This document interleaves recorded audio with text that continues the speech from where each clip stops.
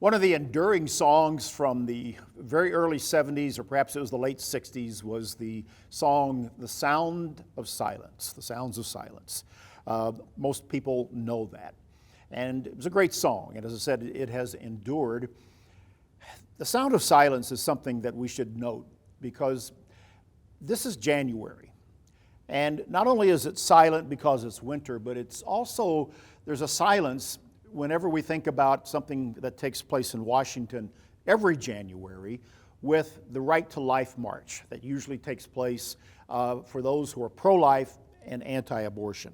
We, in past Beyond Today episodes and BT Dailies, have talked a great deal about abortion, and it is still a front burner issue in the United States and the world for that matter, because an entire generation of people, in America at least, more than 50 million babies have been aborted. That's a generation of silence.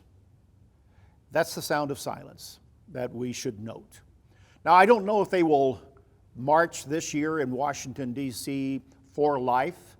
A lot has been sullied with the events of early January and the mood of the country right now in Washington, D.C. It's almost been locked down. But I hope they do, and I hope people go there and at least demonstrate peacefully for the unborn. On January 22nd, the outgoing administration of President Donald Trump declared January 22nd to be a day as a National Sanctity of Human Life Day. And again, in the shuffle of all the events of this time, this has gotten lost perhaps, but believe me, it still happens and it still goes on, and frankly, it is only going to get worse. The holocaust of abortions is only going to get worse, and we need to remember that. Abortion is a sin. Abortion is murder. It's taking of a human life from the womb of a mother, the most protected place in all creation. John the Baptist leapt in the womb of his mother when Mary came to visit her cousin Elizabeth to talk about the impending birth that she was about to have. John the Baptist leapt in the womb of his mother.